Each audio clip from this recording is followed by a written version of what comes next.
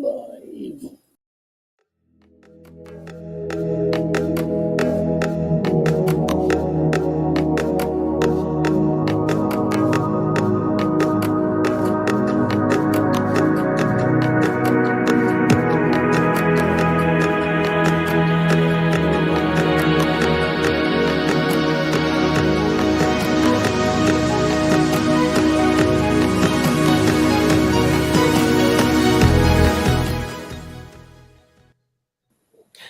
Hi, how are you?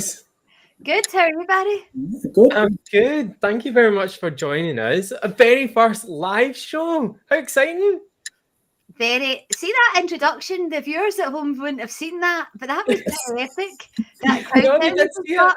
Oh, did they? Oh, No. that's brilliant. I had my wee Facebook up and I'm like, oh, that's the screen there.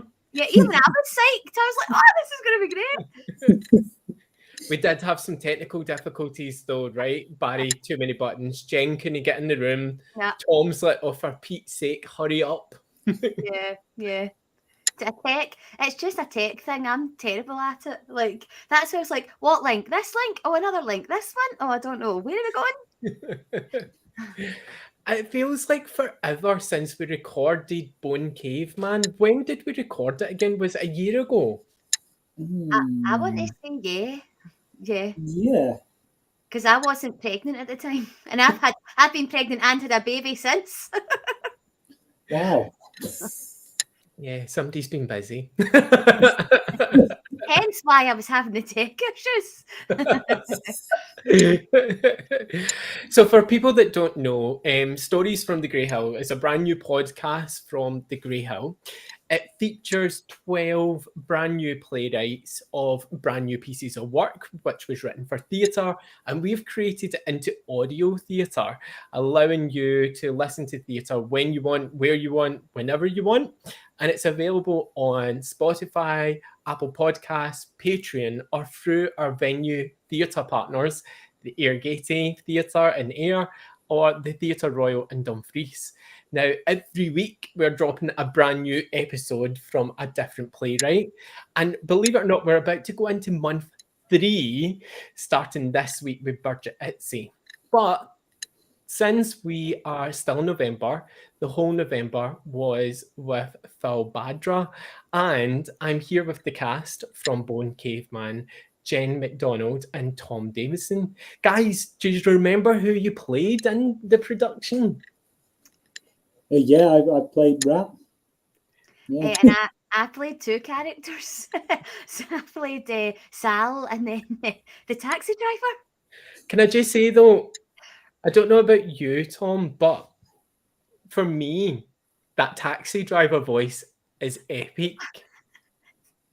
Yeah. Oh, I don't know where that came from, but you sprung that character on me the last minute, Barry. So, and you said I had to sound different. So, I don't know if the character was meant to be set Glaswegian like gangster, but that is the kind of road I went down.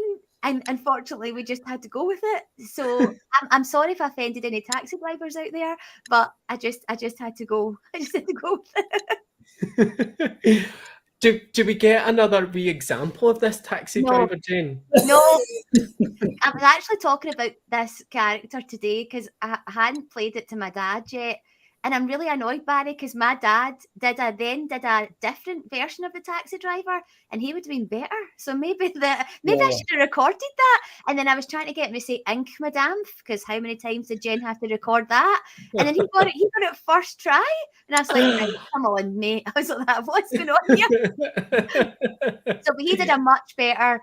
It was meant to be from the Up Highlands, I think, taxi driver, and he actually knocked out the park. So I was like, that I don't think I can revisit that character. I think that's a capsule in time. That And Tom, you play Rat. Can you tell us just a little bit about who Rat is in the play? So basically, he's the friend of our lead character, and he's basically helping to tell the story. And he's exactly what his name says. He's a bit ratty, weaselly, sort of rodent. So yeah, hopefully that comes through. What was your thoughts on recording the production of Bone Caveman, and also like the project overall? Like, not many audio theatre productions come up in Scotland. So when this came up, what was your thoughts, like audio theatre? Like how did you come about the project? I came it through a casting, and I loved the concept of, because I listen to a lot of audio stuff myself in terms of podcasts and, you know, some Audible stuff, and you know, I love it. So I wanted to try something with my voice and sort of create something that way. And I was like, oh, this sounds amazing. So I thought, you know, pester yourself and get involved. So, And Jen, what about yourself? Well, I was just going to say, like, I've known you for a long time, Barry. We've done many different kinds of performances and projects. And I suppose for me, kind of what Tom just said there, it was a wee bit of a challenge. I mean, I've not really been doing a lot of acting or performing, especially in the last 5 years. Obviously, like 2 of that was COVID, but obviously I've not really done a lot of that. And I've always been told that I would be good, or my voice translates well. I've always been told that, like, on an audio piece. So, do you mean I wasn't expecting it to be that hard, if I'm being honest? But I don't mean, and that sounds so insulting to voiceover artists. I think voiceover artists are absolutely immense. I think there's definitely another couple of episodes in one of the actors, and I can't remember his name now off the top of my head, but he played an old man and then he played somebody else, and you would never have known that was the same actor. And I just thought, wow, what a talent. So yeah, when you basically, I saw the casting call, and then like when you'd got in touch to say, Jane, do you want a challenge? Do you want something new to try? Because obviously, as we were talking about before, when we're having the technical issues, me and Barry obviously met doing a musical theatre cabaret. So musical theatre and voiceover work is a completely different set of skills. And it just gave me a little project for myself. Like, a lot of my work isn't really about me. It's about the kind of work that I'm creating.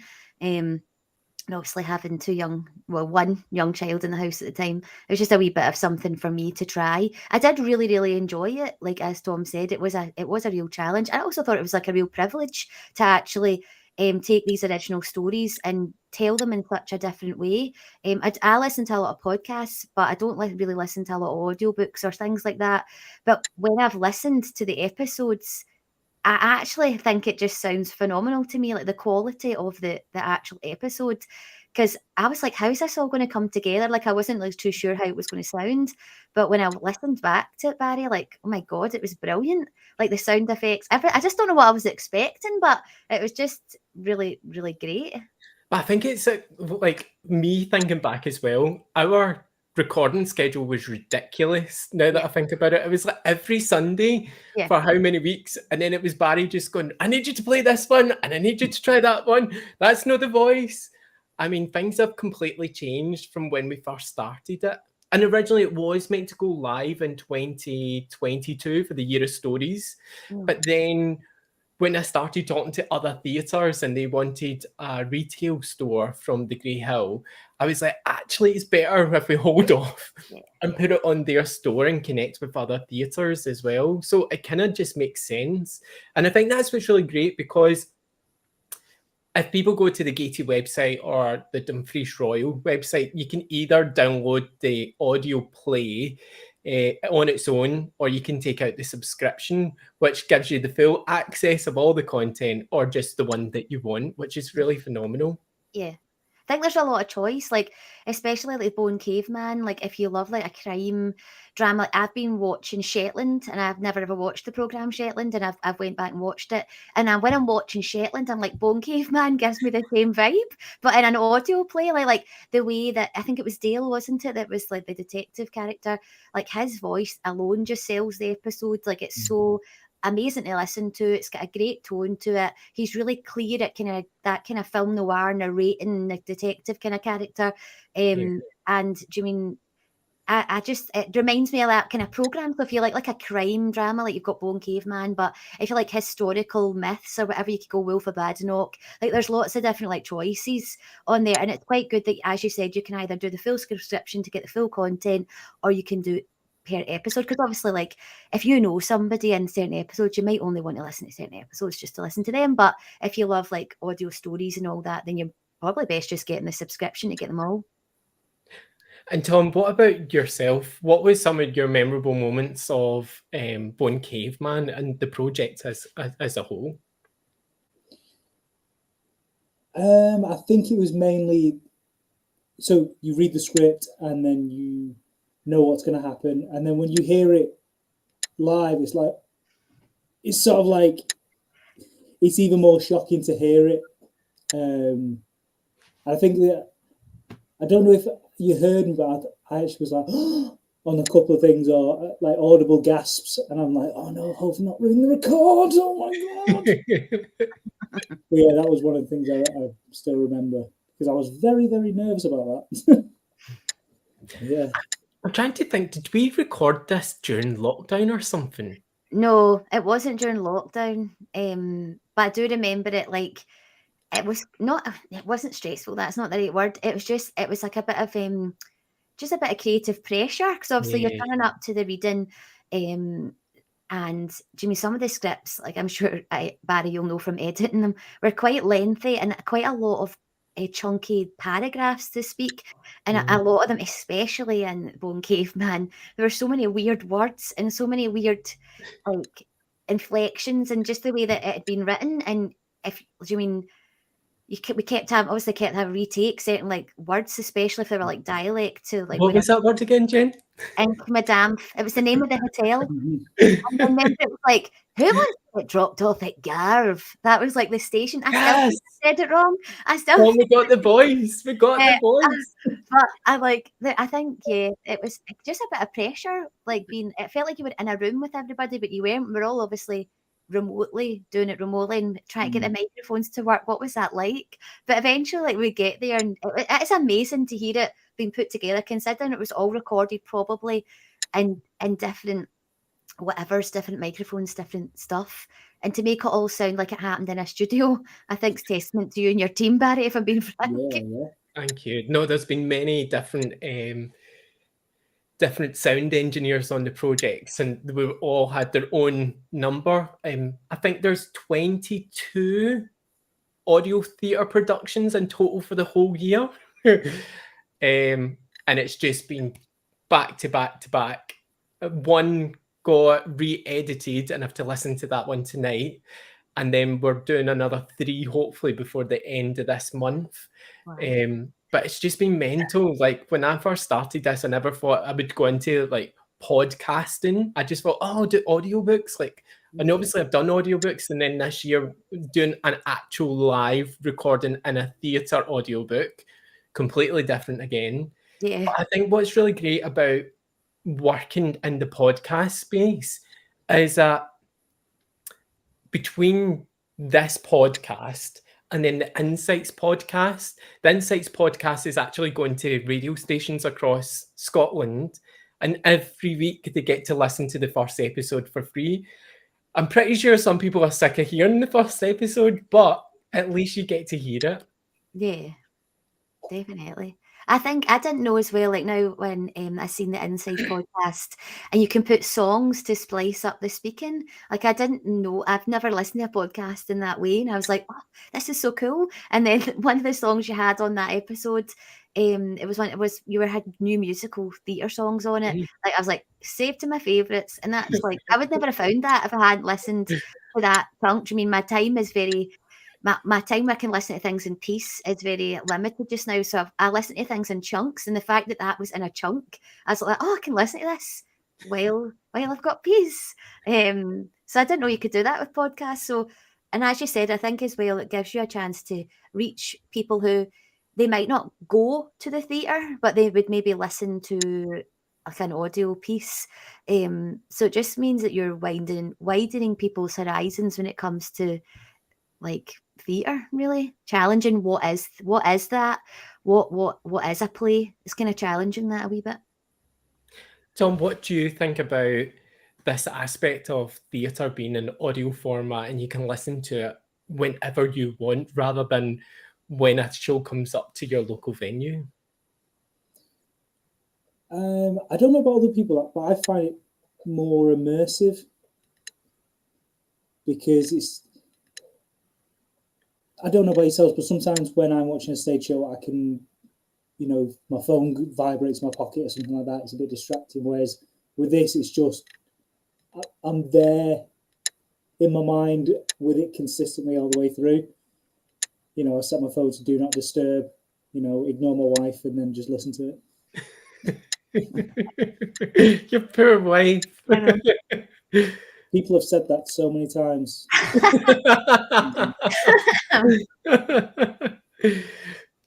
Too late now, though. I was going to say as well, it kind of goes into that way of you're listening to our voices, but you're not seeing what we look like. So it almost gives you that opportunity to imagine who these characters are. And it's strange. I always think there probably is research into it, like listening to somebody's voice and then seeing what they look like. It might not even match up. Like it might, you know what I mean? Like the picture of the person. Or just like you could create a character from like listening to your character, Tom, and then listening to a couple of mine. Like you could cast them in a physical way differently to how they would have been vocally. And I do think it also goes into that space of the streaming kind of phenomenon that's happening. I was talking about this the other day. I don't think anybody watches the telly live. I don't think anybody watches anything when it's scheduled. So it means that, like, for example, if I'm taking the dog out for a walk and I take him for an hour's walk, I could listen to probably the first 2 bits of Bone Caveman, but then I could it's almost like, as you said, it'd been immersive. You can imagine yourself with the help of the sound effects and like the story, like that walk could turn into the set, the whatever, the story, the characters. I think, and it just makes it more accessible, I suppose. And not everybody feels comfortable sitting in a theatre, like watching a show. Like, still a lot of people think, oh, that's not for me. Like, I can't go. Whereas you can just listen to it in the comfort of your own space. And sometimes that's like safety for people, isn't it? But I also think it's that thing of when, this is going to show my age, when you would get an album, right, and you would listen to a song and then your music video came out and you were so disappointed because that music video ruined what you had in your head. Yeah. And I think it's one of those things, but also I just think it's quite cool to kind of have access to, for me anyway, I think this is the pinnacle thing about the podcast is that these are writers from across Scotland. This isn't cherry picked by, and I hate using this word, but it makes sense when I say it, like establishment. So it hasn't went through Creative Scotland, it hasn't went through organisations who are already existing. These are 12 people randomly picked who have came onto this podcast. We've taken their stories and then created them. Most of them are living in Highlands and Islands. So these are a lot of people who are rural to Scotland sharing their stories that are now going into theatre. And I think that route's really interesting because the current system doesn't allow that to happen. The current system does an established way to get your work into theatre, whereas through this podcast, it's completely different. And audiences help make that decision of what's being listened to and what they like and dislike, if that makes sense. Yeah, I think it definitely challenges participation. It definitely challenges the means and ways in which theatre gets produced and who gets their work produced. I suppose is the better kind of thing there. I think it definitely like gives people that. I suppose it's the opportunity, isn't it? It's the opportunity to have your work heard and to even have it played out in front of you. Like if you're obviously all the writers of all these amazing stories wrote it and then it's coming to life, and I think that would be really rewarding as a writer to like hear your work actually being used for what it was intended for. And I suppose it just opens doors, doesn't it? Because you don't know who's going to listen to it. Yeah. What we'll do now is we'll take a quick short break, and here is an advert from the Grey Hill. Get ready to embark on a journey like no other. Introducing Stories from the Grey Hill, the brand new podcast that will transport you to the world of audio theatre like never before. Dive into a world of gripping narratives brought to life by talented playwrights, as Stories from the Grey Hill presents 12 months of exclusive content. Each week we will unveil a new episode taking you on an audio theatre drama adventure you won't want to miss. You can subscribe via Spotify, Apple Podcasts or Patreon, or via our theatre venue partners, the Royal Theatre in Dumfries or the Gaiety Theatre in Ayr. By subscribing, you're supporting us to create more audio drama for you to listen no matter where you are, supporting the next season and more talented creatives.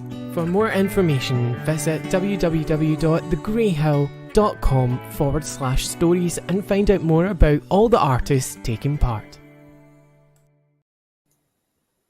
It's so interesting because this week is Bridget Itsy's Pure Baltic, and it's been so long since I've listened to all the work. It's not in a bad way, but see, because I've had to obviously go through reading them and then recording them and then double listening to them, sometimes triple listening to them with the sound engineer, and then I've just started them in my computer and now I'm uploading them. And then this week I was like, oh yeah, I'm in this. Do you know that way? I'm like, oh, I'm playing a child in this. I'm like, oh, where did that come from? I know. It sounds terrible, but I can't actually remember how many of them I'm actually in. Like, I can't actually remember. Like, me and Sarah Meikle, so Sarah Meikle and Rona Ashwood obviously are the other actors that are in all the other episodes, and they're close friends of mine. And me and Sarah were talking about this the other day about, we're like, what was the story we all pure loved? And kind of what Tom said earlier about we were gasping at all the turns of the story, and it was the Wolf of Badenoch. Like, I can't wait for that episode to come out because that story was so captivating. Like, it was so well written. I was like that, oh my God, we were like, what? And then remember you had to keep pausing the recording because we were all going, whoa, hold the phone to this, it's happening now. What does this mean for this? And I remember hundreds of us on the call. I remember it's like a big cast for the Wolf of Badenoch. And I was like, that one, we were talking about that one. And then there was 8 in that cast. Yeah, and there was one that me and Rona did, and we were old women. Was that Super Seniors? Super Seniors, yeah. We're talking, me and Rona were talking about that, and then there was one I did, and it was quite serious, and I think it was just me and another male actor, but I can't remember what it was. But I really enjoyed doing that one. I remember like that was quite a serious one. I can't remember though what it was because I literally can't remember how many of them I'm in. Like I've lost track. I can tell you how many you were in, Jen. Good, Barry, because I can't. You were in 6 of them. 6. You were in 6. Yeah. And Tom, you were in. Do you remember how many you were in? I think it was 4. Yeah, you were in 4. I think it was just because there was more female parts to male parts, if I remember correctly. Yeah, there was lots of female characters in a lot of the pieces, and I think there were some really well thought through female characters, I think. Well, the full lineup is there, and you'll be pleased to know that January is the Wolf of Badenoch. Yes, I cannot wait for that. Like, I'll have to do that Barry to just get the episodes of Wolf of Badenoch. Yeah, no, it's on the website. So if you go to thegreyhill.com/stories playwrights, you'll see the full lineup. So we're in month 3 already, which is epic. So we've had Sarah Hawke with Star-Crossed, Bone Caveman, which was in November, which we're talking about today. And then starting from Saturday, Bridget Itsy, who is doing what it is we keep talking about, Pure Baltic and Time of Our Life. So not 1, but 3 productions. And then January, we have Benjamin and the Wolf of Badenoch. Tom, did you have a favourite at all? I like Wolf of Badenoch just because I've always had like a fascination with that time period. So like, I loved Game of Thrones and all that kind of stuff, and I'd love to be immersed in that time period at a safe distance. I did an interview with Benjamin Harris, and you've got to listen to it. Like the amount of work that man made to write that script, and he was telling me stuff like how he loves like Game of Thrones kind of thing, and I was like, that makes sense. But then he was telling me about all the work that he was doing regarding that production and how Macbeth was actually based on this character in this play. And I was like, I didn't know that. And he was telling me that it did actually happen, and this guy was absolutely evil. And I was like, I didn't know this. But yeah, you're going to love the one-to-one interview with him. So I filmed it, so it'll be on YouTube and it'll be on a podcast as well. So since that's your favourite. I know. I'm just Yeah, looking. thanks, I've just typed in the website again just to remind me of what we all the other ones we did. And there is a lot though, right? There is a lot. Yeah, there's loads. I mean, 22 productions in total. And I don't think, am I right in saying, has anything else like this happened in Scotland and theatre? I'm not sure. I'm honestly not sure. I know like there's probably people dipping their toe into like the audio kind of thing. I know there's the company, the Audio Story Company, but they're a wee bit different. Sarah Miele and her partner, I know they're a wee bit different in what they do at this Audio Story Company. I think they're more like young person focused. They're doing like an amazing pop-up thing in Falkirk that I'm going to take the boys to. So but they're the only people I kind of know that are kind of dipping their toe in this like audio style, like this kind of using like audio and using theatre in that way that it, like you don't need to see it, you just need to hear it. It's like that kind of thing. As far as I know, I have not really seen anything else. Tom, has anything else like this, to your knowledge, happened, or is there anything that you could recommend? Well, it's funny you say that, because shortly after we recorded, loads of stuff, well, not loads, this one company in Manchester started doing loads of podcast plays shortly after. And I was like, were they on the call? Are they just like, but yeah, so they've got a few bits and pieces going about, and you know, I think it's an industry that's going to keep getting bigger, because you know, you can listen to it on the way to work or wherever really. Wolford Badenoch at the gym. You'd be right pumped up if you were on the treadmill listening to that. BB's left, right, Your pretend sword. You're getting the weights and the dumbbells and just letting the imagination run away with yourself. Well, I'm at the gym as well at the moment, but what is with all these energy drinks? Everybody's drinking like all these fizzy energy drinks, and I'm maybe showing my age, but I'm the guy that's going like, why do you need 16 coffees when you're at the gym? It's that prime drink. Other drinks are available, but it is that, isn't it? That prime drink. I even tasted it, but remember it was going for like £8 a bottle and all this. People were driving across the country to get bottles of prime. It's like, well, what is this stuff? Well, I used to work at a supermarket place, and like you couldn't get it. We'd have kids coming in at 6 a.m. saying, "You got any prime?" I think we're showing our age here. We are showing our age a wee bit, that we're a bit flabbergasted at the energy drinks. So going back to Bone Caveman, without giving too many spoilers away, can you tell us about the story in essence and what it's about? So I technically, don't know if I'm trusted to spoilers. technically, like, so obviously, I'm allowed to say somebody dies because that's pretty old. Yeah, Right, obviously it's a murder mystery. Yeah. So, like, so somebody dies and they're found within a cave, and they're found by like two walkers, and then it's just figuring out basically what happened to this man in this cave, and it's all a bit random, like the kind of way in which he's found, and then the things that are left at the scene. It's all a bit random. And it kind of pieces together like all who they think are the suspects and things like that. And like I can't even remember what the detective's name is. Is he just called Detective? I can't remember what his name is. I think so. Yeah. But if you want more information about the Bone Caveman, the interview is live on YouTube and YouTube Shorts. So if you've only got 2 minutes like Jen, you can check out that short. Yeah. So basically, like somebody dies, this man dies, he's found in a cave, he's found in weird situations, and the detective has to piece together all the different characters to figure out, and lots of different things come into play. Like Sarah Miko plays an Australian character. There was like she was on her travels or whatever, and like Rona, I'm sure Rona plays like a forensic scientist, and so like kind of like he's obviously going around the detective gathering It's basically like you're following him, interviewing everybody basically to get his big picture. Very similar to Shetland. I don't know why I keep plugging Shetland, but it's very similar to that. So if you like watching that, I think you definitely like the kind of vibe in which you hear the detective speak, you hear the people he's speaking to, but it's almost like you hear their inner thoughts. It's almost like you hear what they're thinking rather than what they would say out loud. That's how I felt like when I listened back to it. It's like you're hearing what they truly think.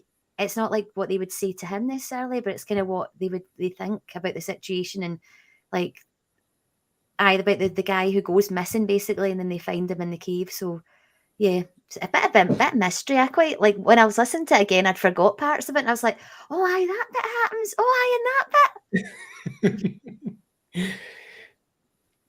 I'm really glad you took that, to be honest, Jen. 'Cause I've been told off. Well, I've been caught out with spoilers before for shows. So I'm not the guy to talk about that. Usually, I'm the worst. Like, see if somebody says, "I'll go, oh, did you see that film?" and I'll tell them every bit of it, and then they'll go, "Well, I don't need to see it now because you've just told me every bit of it." I'm like, "Well, I need to give you the full picture so they can get it."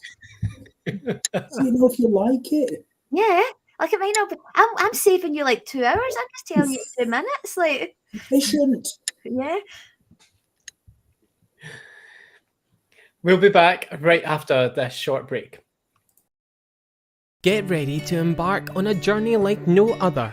Introducing Stories from the Grey Hill, the brand new podcast that will transport you to the world of audio theatre like never before. Dive into a world of gripping narratives brought to life by talented playwrights, as Stories from the Grey Hill presents 12 months of exclusive content. Each week we will unveil a new episode, taking you on an audio theatre drama adventure you won't want to miss. You can subscribe via Spotify, Apple Podcasts or Patreon, or via our theatre venue partners, the Royal Theatre in Dumfries or the Gaiety Theatre in Ayr. By subscribing, you're supporting us to create more audio drama for you to listen no matter where you are, supporting the next season and more talented creatives. For more information, visit www.thegreyhill.com/stories and find out more about all the artists taking part. So another very special date in the calendar for both of you. I don't know if you know this yet. No, I don't think you do.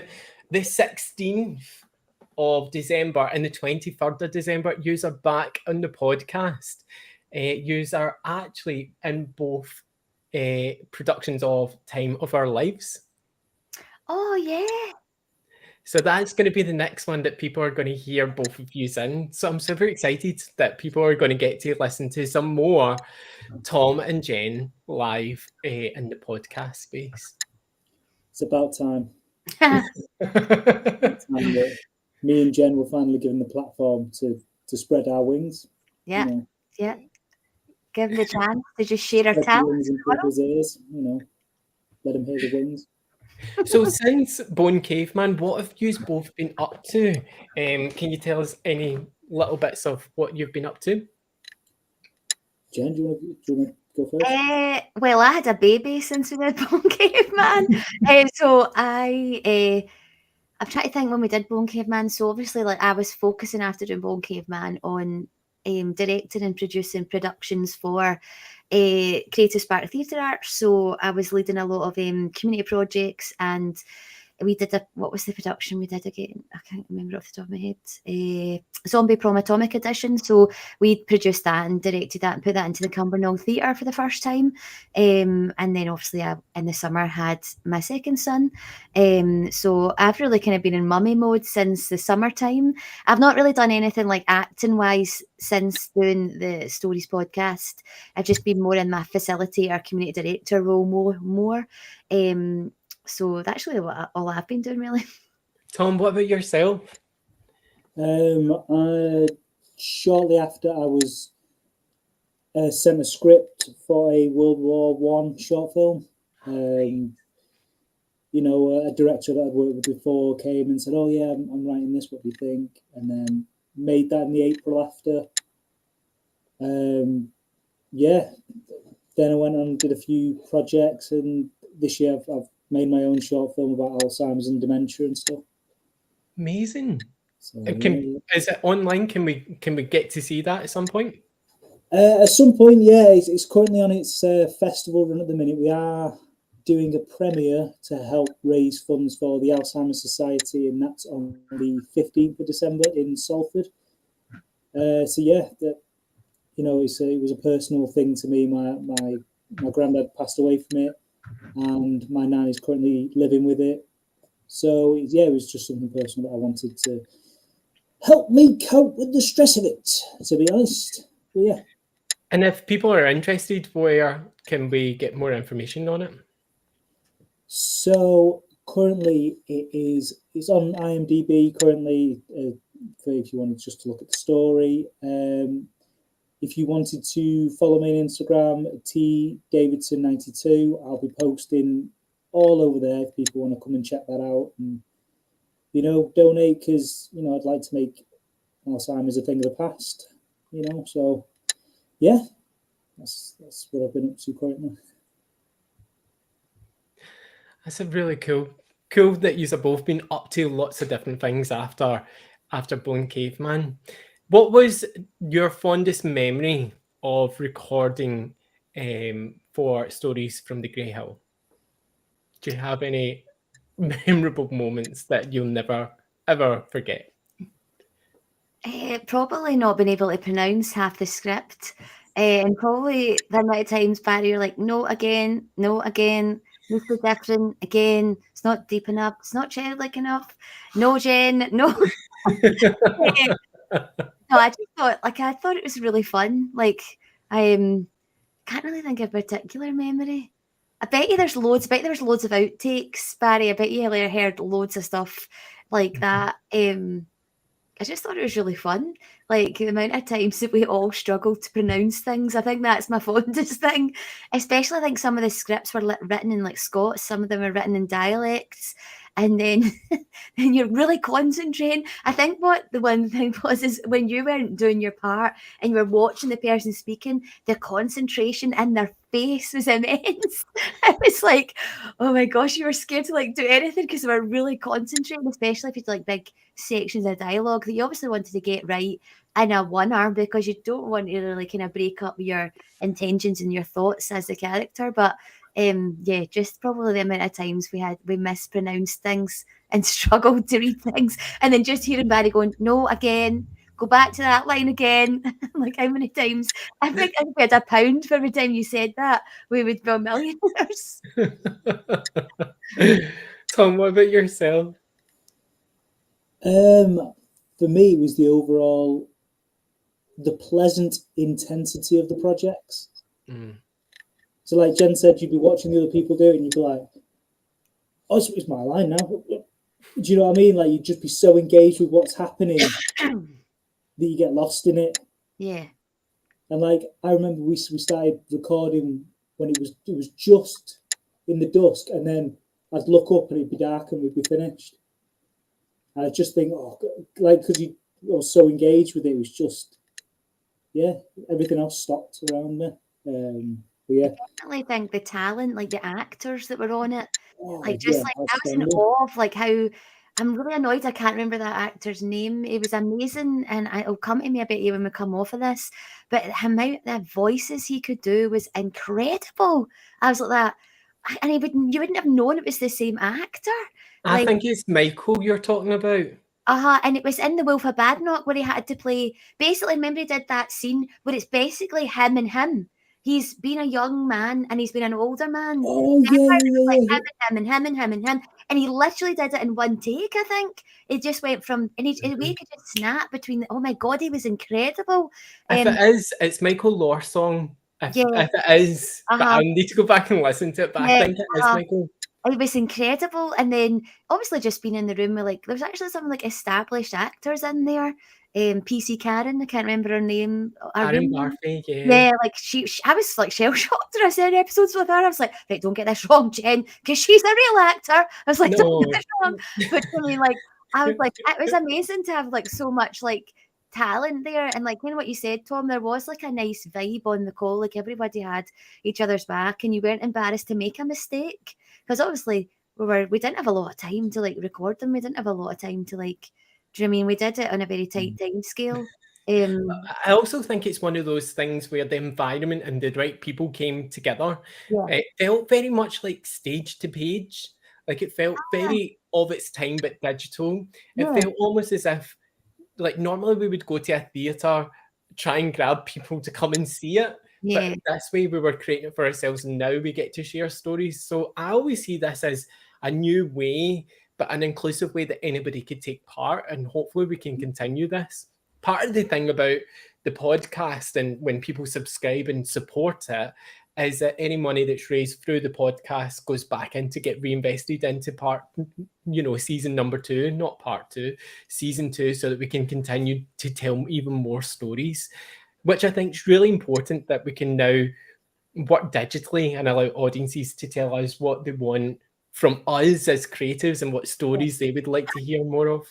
Yeah, because I was thinking about it, and I was thinking, like, if you did do like a season 2 or however many seasons you do, you should, like, I don't know if you think of everything, Barry, so you probably already thought of this, but like you could have a season of like young playwrights, because obviously I work with a lot of young people. We just created a piece called The Chemical, I think it was called The Chemical Romance, and it was all about what young people thought of love and relationships, and like it was theirs. It was a devised piece. They created it.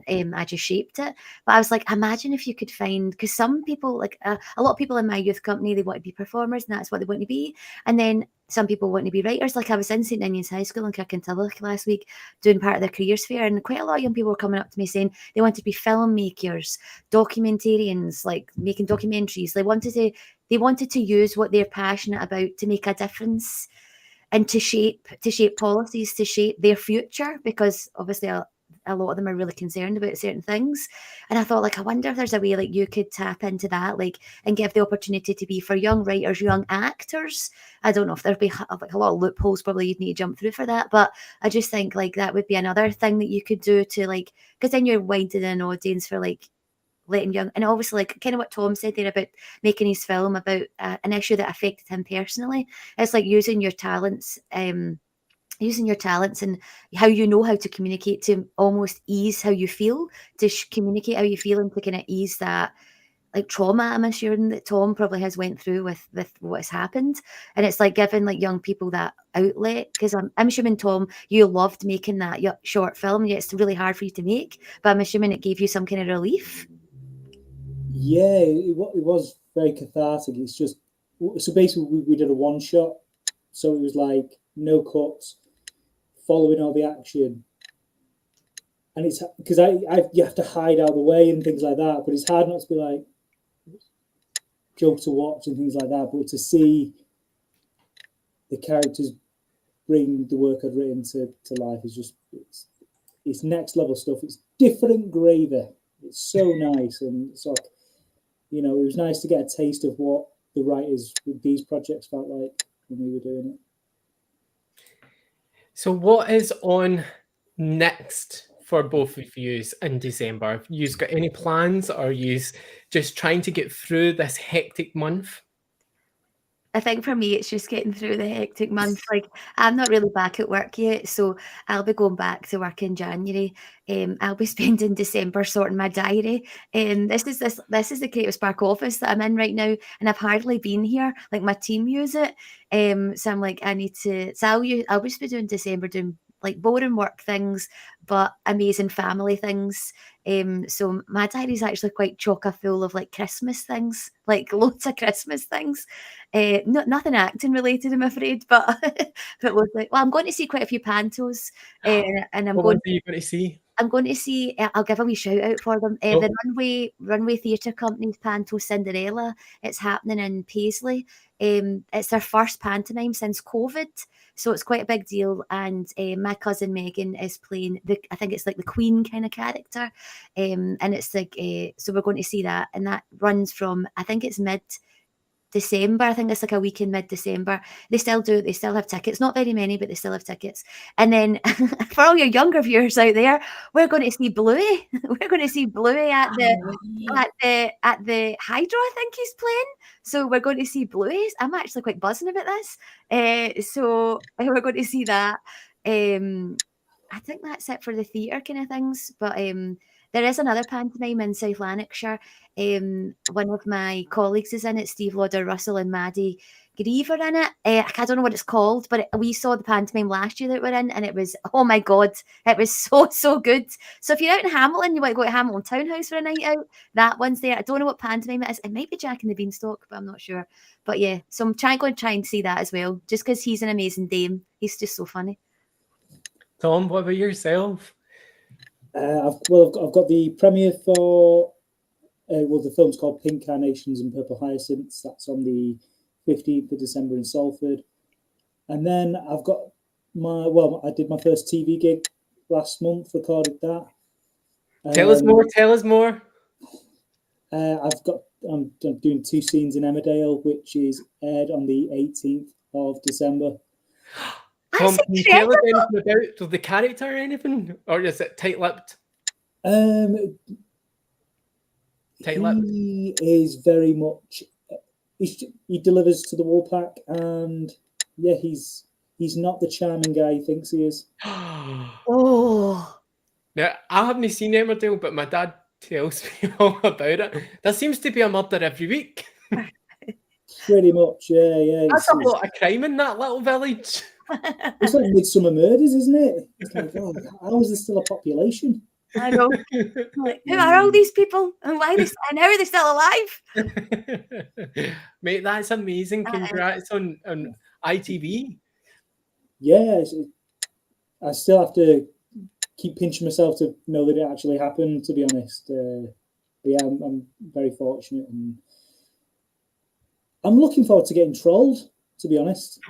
We'll troll You're you. not going to get trolled. That's when you know you've made it, when you get trolled. Me and Jen can troll you. I can see you. I can't work technology, so I'm not trolling nobody. Oh, it's what I could hear you speaking, Jen, and I was like, I can't see her. The voice is a dim as it. Is it that taxi driver again? Oh, Oh, man. Yeah. Listen, guys, we're coming to. Yourself? For me? Yeah, what are you doing? What am I doing? So, what am I doing? At the moment, all my focus is on the 2 audio stores, one for Dumfries Royal and then the other one for the Gaiety. I don't know if I've got this, but the Alexa interactive play and the Pursuit of Happiness is out. And Dumfries Royal are going to put an Alexa app in their theatre venue. And then what's going to happen next year for, I think, don't quote me on it, I think for something like £3, you can actually go in, get a cup of coffee, go into the dressing room and sit and play with this interactive play, which is going to be so cool. And then what else am I doing? I'm literally just doing podcasts every week. So last week it was all about brand new musicals from Broadway, which, by the way, is it just me or is every Fox movie turning into a musical? I'm like, ah! But there was this one song that stuck in my head, Jen. Every guy needs to sing this. You're going to love it if you're musical theatre. And then this week, it was all about national theatre songs. So that's all I do at the moment. It's the radio station and all that podcast stuff. And then yesterday I spent the full day preparing for a budget at Seas. So I had to break it down and put it on all the streaming channels. So after that's done, this is where Barry the Geek mode comes out, because Lord of the Rings, that's where I start watching and rewatching Lord of the Rings before the new year. And it's been a Christmas tradition for years and years. And it's not even just like the normal Lord of the Rings, it's the flipping extended version Lord of the Rings. I mean, how hard can it get, Barry? Well, there's worse things you could be doing, if I'm being honest. I don't know, you're going to hate that I'm going to say this. I don't know if I've seen all of the Lord of the Rings movies. I don't know if I've seen them all, because you would hate watching Lord of the Rings with me, because I'm like, who's that again? And why are they going for this ring? And what's happening with that?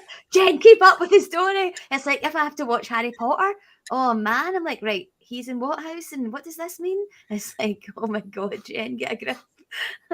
Jen might be single next year, Tom. Just offended so many different fan bases. I know, I didn't mean to offend people, but I'm like, I like watching them, but I lose track. It's really quite complicated. I think there's 2 televisions in Jen's house, one for her and one for a man. So I will, yeah. See, to be honest, like I find them really sometimes the characters quite hard to follow. Like, and I wish I wish I was better at reading books because I'm not a very good like reader. Like I would rather read like a magazine or listen to a podcast. And I know a lot of these things obviously come from books, and obviously like people love that, like especially like the Harry Potter and like Lord of the Rings and things. Shouting out to Sarah Mika again, she loves all that kind of stuff. She'd be shaking her head in disgust at the fact that I've not seen all the Harry Potters. She'd be like, "Oh my god, Jen, get a grip." Yeah, she would be disgusted with you, wouldn't she? She would. Well, thanks very much for joining us in this edition. I need to do this more often. I've had a great time. This being our very first live stream. Hopefully, we can get one booked in for next month. Would you come back on? Yes, please. Yeah, I would. I might not be able to come next month, Barry, but I'd definitely back. then you'll be like, Jen, no, you've had your turn. Stop speaking. Listen, Jen, you might be busy with Bluey. Yeah. Pantomimes. Yeah, I could. Lord of the Rings. Yeah, well, I think maybe by the time I speak to you next, Barry, I should have watched at least one of the Lord of the Rings. I'll be asking questions, Jen, just to prove that you've watched it. So I'll make index cards so I don't forget who all the characters are. Don't start with Amazon one. Lightsaber? Don't start with who? Did Frodo use his lightsaber in the first film? That's the question. Oh, I know that there's no lightsabers in Lord of the Rings. I know that. Like, I know that that's Star Wars. Like, I know my universes. And see, if you ask me any question about Marvel and Avengers, I could get that. But yeah, because that's what gets watched in my household now. That obviously I'm a mum of 2 boys with a husband that has a comic book addiction. Then that is how I know all about that. I'm just really jealous because I've got a 3-year-old and I would love to go and watch Bluey. I'd watch it more than he does, to be fair.